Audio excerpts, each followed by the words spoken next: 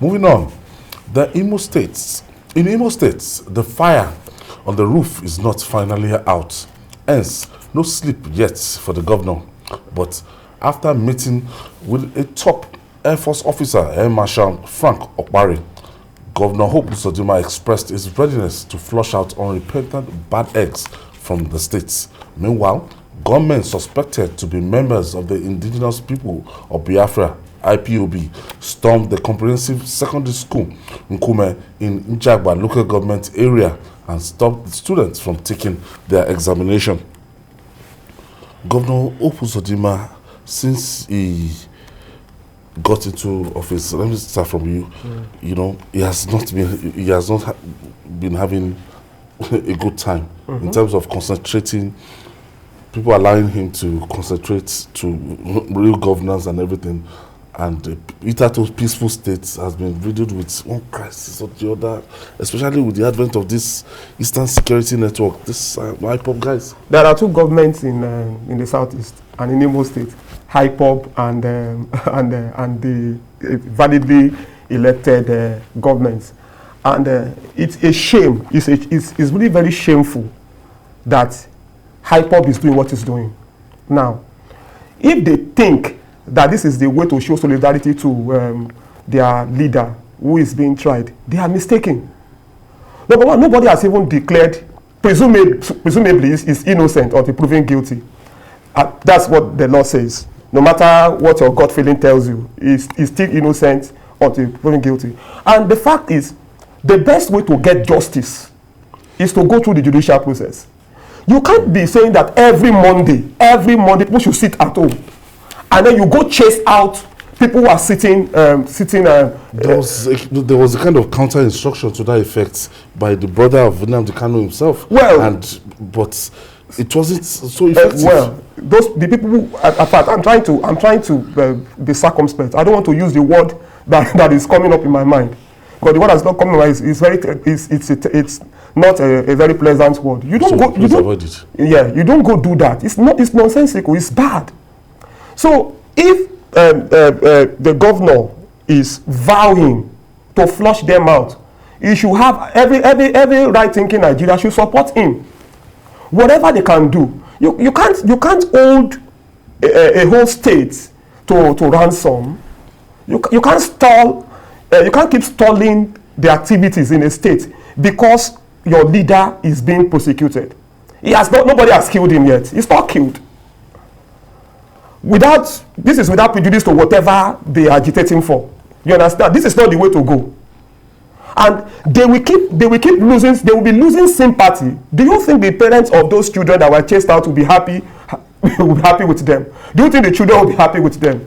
So Governor Uzodinma should do whatever. The security agencies, they should work together to do whatever they can do. But they must avoid excesses. They must avoid going after innocent people. That's very, very important. But I discovered that while some people are in solidarity with IPOB, some, they are compelled to stay indoor because of fear. Yes. Because in the past, those that have violated, some have been killed, some had their distance burnt. So that fear of the unknown, even banks. I understand that there's a particular bank that opted for Saturday banking now to make up for that Monday in the East. But instead of us opening and something will happen, let's bank on Saturday so that we'll do whatever we want to do to clear for on Monday. That's strange. Yeah, I sympathize with people of the Southeast. This is not the right approach. We are destroying the economy and the livelihood of people. Within the Southeast, every Monday, you set ablaze trucks. Last week, there was the case of an articulated vehicle carrying motorcycle spare parts. The vehicle was heading for Kaba in Kogi State when it was set ablaze. You can imagine the millions that the owner of those spare parts will have lost. Now the governors are now resorting to force that, look, if you do not open your shop, then the shop will be closed forever. You will lose the shop. They are telling banks that they are telling banks that if they don't open, that you will withdraw their operating license. What you need to do is to provide security. People have tried to open their shops and they regretted it. Yes. And you are busy issuing threats as if those people were happy to even close their shops. You know, banks know that if they don't open on some given days, that they will lose big money. It's not. It will never be the wish of a bank MD to say close down, don't open. It's because of the security, and people have seen that increasingly government can't even protect them. Yes. Before our eyes, innocent people were killed. Some beheaded, called traitors. You can't stop it from happening. You are issuing threats all over the place. Oh, if you're a banker, you. This same, in these states, we've seen attacks, even when Imam Powerful said, look, there is no, the only sit at home that we are doing for now is on the day that Kanu is being taken to court. Monday sit at home has ended. Look at what he said. He said, we can't be part of the problem we are trying to solve. We suspended the ghost Mondays that we earlier declared because of the economic implications to our people. We listened to appeals. That was why we reduced the sit at home to protest to the days our leader will be appearing in court. That is enough for now, and we stand by it. So he was threatening. Imam Powerful was threatening those who enforce sit at home on Mondays. But the people are saying, look, I will sit at home until the same person that we saw who gave that order, we see him giving a contrary order. Because, you know, the thing about a mob is that the mob has no leader. They just go, they just go like heads of cattle, and they will be taking action that they like. And so, especially unemployed youths. Unemployed youths roaming around. This is what is happening. Okay. This is what is happening. I have Stanley from Enugu. Thank you for staying with us, Stanley. Good evening. Good evening, Stanley. Okay. I want to comment on this issue of IPOB sit at home. Please, go ahead, Stanley. As I'm talking to you now, we are still sitting at home in Enugu. I was told. And there is another sit at home on Friday. And the most annoying part of this sit at home idea is that you see the educated elites in Southeast supporting the sit at home. It is very funny for you to see people who are well educated supporting this stupid idea of sit at home. How can you in a week, yesterday was sit at home, today is sit at home, Friday is another sit at home, and you feel people are existing? So the problem is no longer Nnamdi Kanu. The problem is that those people in Southeast doesn't even understand what they are doing to themselves. Be Mondays. Why are people still sitting at home? People still at home on Mondays. Are you there? It's gone. Oh. Because this is the thing.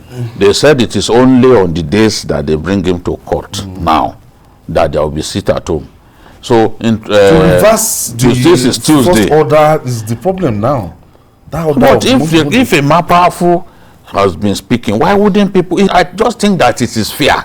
A lot of people are not convinced that if we try it, okay, look at, they have reversed this for some time now. Yet people are still terrified. They can't come out. The painful one that I feel that okay, that because they might be losing sympathy from within their people is the riot that happened yesterday. I saw that visual, burning the GSS, school, burning the GSS examination. And we have warned them that look, okay, you will not have sympathy. Let's listen to Nancy from Enugu. Yeah, okay, are you still there? Nancy, another person. I've come out from the radio. Okay, since they said Monday is no longer sit at home, why are people still sitting at home on Mondays? It's out of fear.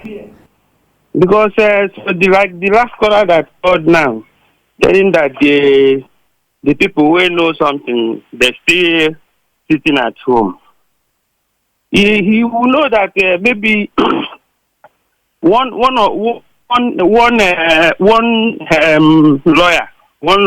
big lawyer have been gone down in Enugu. He's one of the elite. So people are fearing maybe the hot drums. That's why you see so many people abide by the rule. So it's just fear. Like today.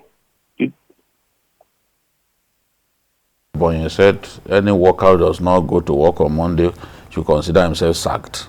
Does he have any? Is he going to protect them? Still, I know that some people will stay at home. They seem to be more powerful than you see, we've seen where we have soldiers, we have policemen, we've seen them take over streets, killing people. So people don't want to die. If you take away your job, if I still have life, I have hope that I can get another job. But if my life is gone, yes. If my life is gone, what do I do? You can't come out alone, no. Not that everywhere clean. That is the thing. And the thing, the people who are murdering other people, you have to be careful with them. That is the fear. Exactly. Have to be, if they can police the communities well, if the people have security, they will come out. But you cannot guarantee that. And then somebody also said that you could even go out and be a victim of a stray bullet from the police or the army.